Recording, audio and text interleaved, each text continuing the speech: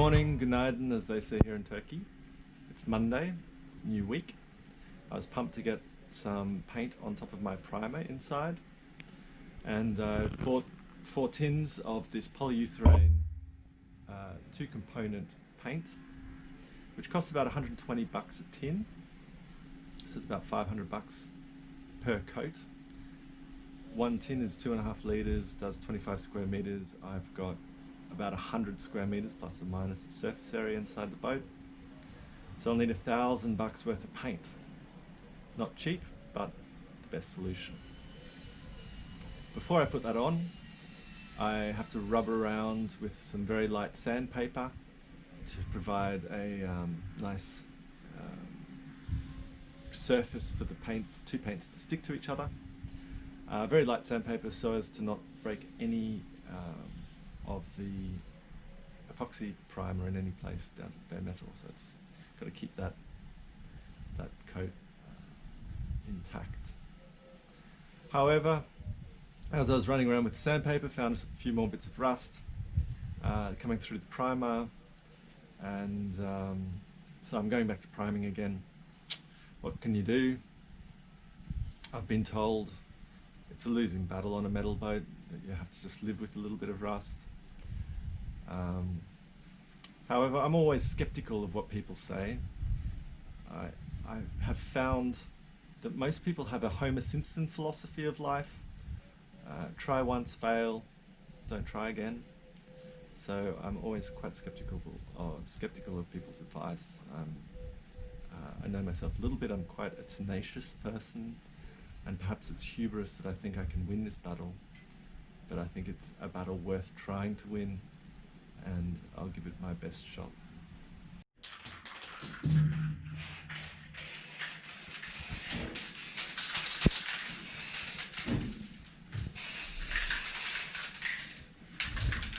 So I'm just spraying around a bit of this red spray paint, because the polyurethane top coat is the same colour as my epoxy primer, and I want to see so I get a good coverage, don't miss anything, that sort of thing.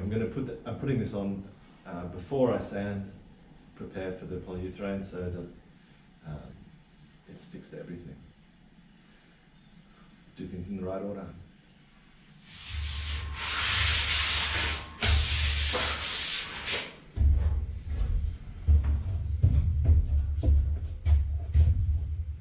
So it's Tuesday morning, spent the day doing the same thing I'm doing now, just giving everything a light sand, preparing for the polyurethane 2-component top coat. However, I'm still finding little bits of exposed rust. So I'll keep doing this, give it a wash out, do a few patches of epoxy primer on all the spots I found, and when I'm done, I'm pretty confident I've got all of the rust. And when I say all, I've got about 100 square meters of surface area in here,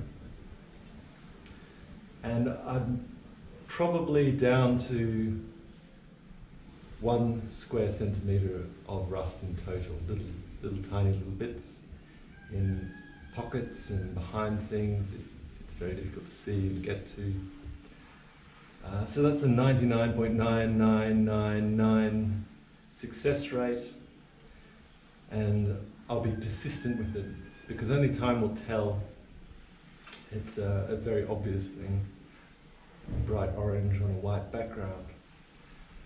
So I'll, over the next few months, while we're doing the carpentry, I'll keep an eye on it and hopefully get that down even further to a 0 is my goal. Perfect is never attainable, but it's always a good goal.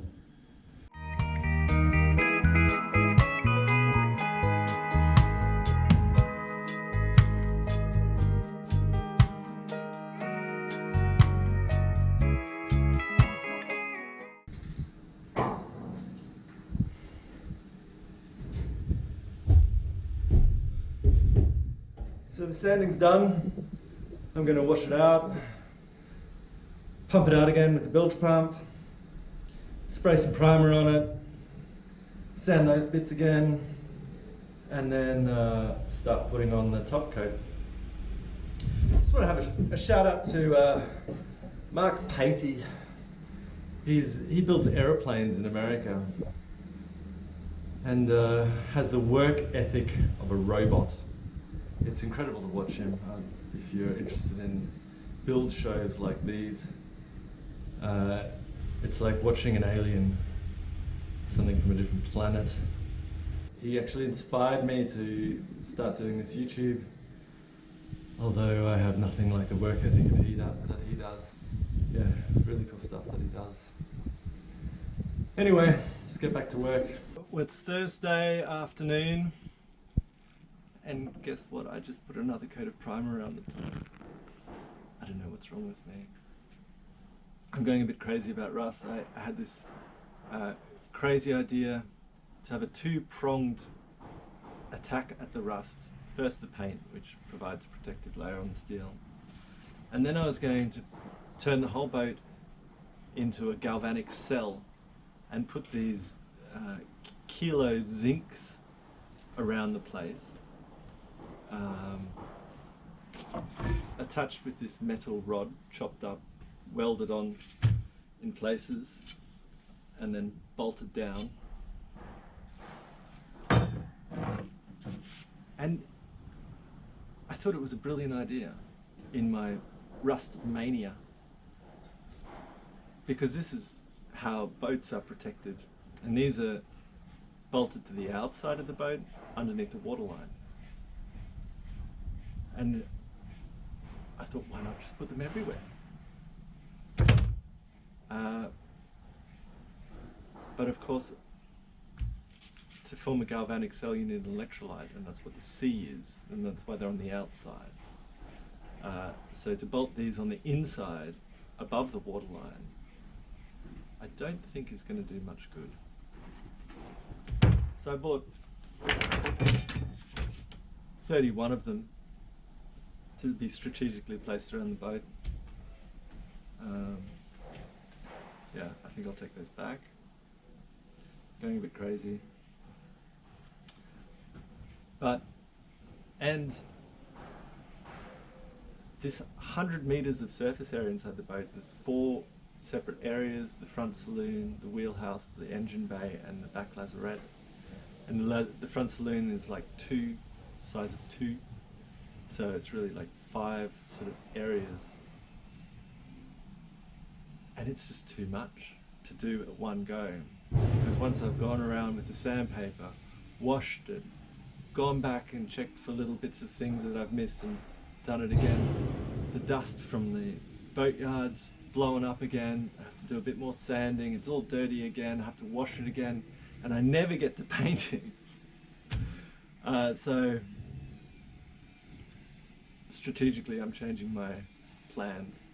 I'm going to finish the engine bay and the bilge. I've got this special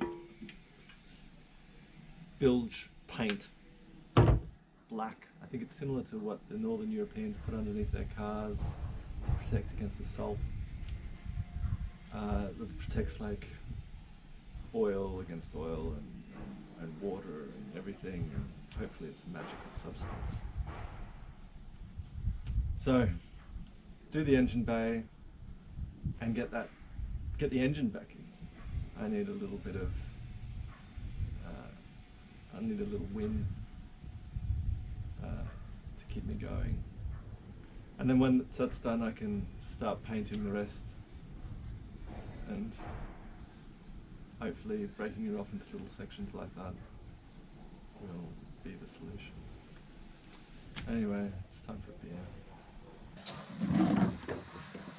Hello. I'm just cleaning up all the parts so we can put the prop shaft in finally. This is an enormous chunk of steel in which the main thrust bearing of the shaft fits into here.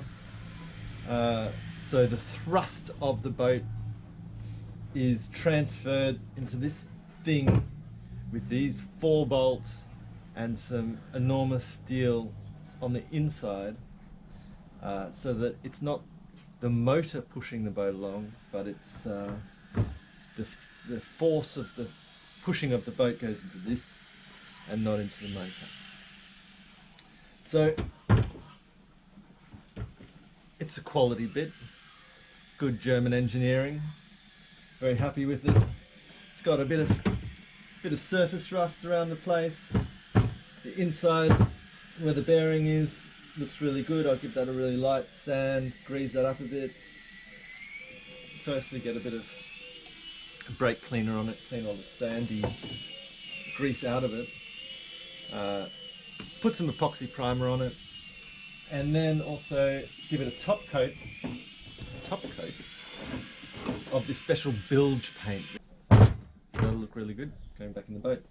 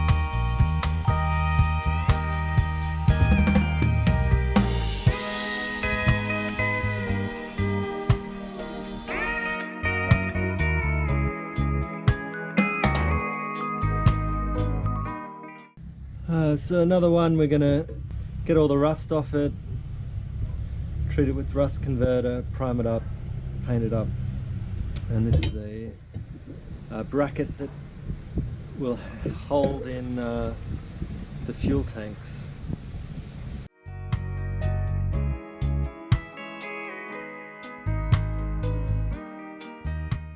Welcome to Christopher's wonderful boat mobile world. Got all the components for the engine bay rebuild hung up ready for painting. This is part of the steering. These are air intakes. There's our tank mount. There's our steering flange. All ready to get painted and go back in the boat. And I'm just starting on part of the steering down here as well.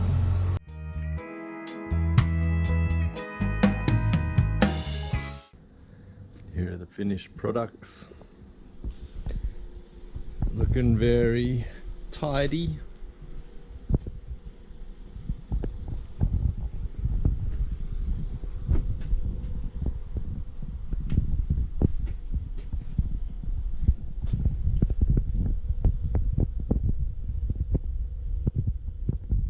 This is what they call a stern tube. The prop shaft goes through this. At this end is the propeller, and at this end is that thrust bearing. Inside of here is a whole bunch of grease that I'm going to clean out because it's full of sand, and that would be a disaster to reinstall grease mixed with sand. The perfect way to sabotage a boat, really. And the grease also provides a water barrier, so water doesn't come up the shaft and into your boat. And I've got to think how to get all this grease out now.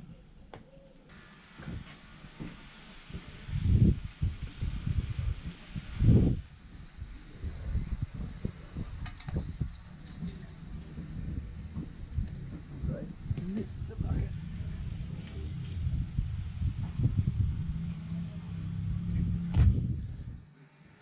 Now, what makes this job particularly difficult is that at the one end of this effectively a pipe. It's a small diameter with a shoulder, a very sort of right-angled transition. So I've got most of the grease out, pretty dirty job. Now I'm going to try boiling some water, a lot of soap, and see if I can get the rest of it out that way. So I've only got 1 can of degreaser. I've used half of it already without success, and I have to go to the next city to buy another can. So it's a very precious commodity. So this little project of cleaning out all the grease out of the stern tube is turning into a bit of a nightmare. I've got like 95% of it out, but I think the other 5% is going to take a lot of work or some sort of ingenious solution that I haven't thought of yet. Go over to the boat. Got some special bilge paint into the bilge. It's nice glossy tough paint.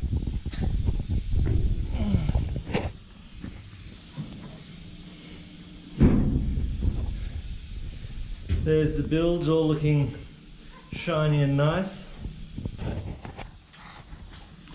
I'll get down in my bilge, very proud of it. It's nice and shiny. That's good. It smells new. Well, anyway, just been another week of painting various things. Well, I hope it's a point of the project where you're building up a lot of secret progress, that it doesn't feel like it's coming forward, but then soon it'll accelerate and all the stuff that you've done will pay off in propelling the project forward. But I'm happy how things are going. I've lost track of progress. September seems to be the same as August. It's going to get hotter again. It was a mild 33 degrees today, or 34. Pretty difficult to work, but the next few days it's going to get even hotter before getting cooler again. Anyway, if you liked what you've seen, I'd appreciate you subscribing so you don't miss any future episodes. And I'm not going to promise you anything next week. It might still be painting, but I doubt it. I'm going to get the engine bay installed.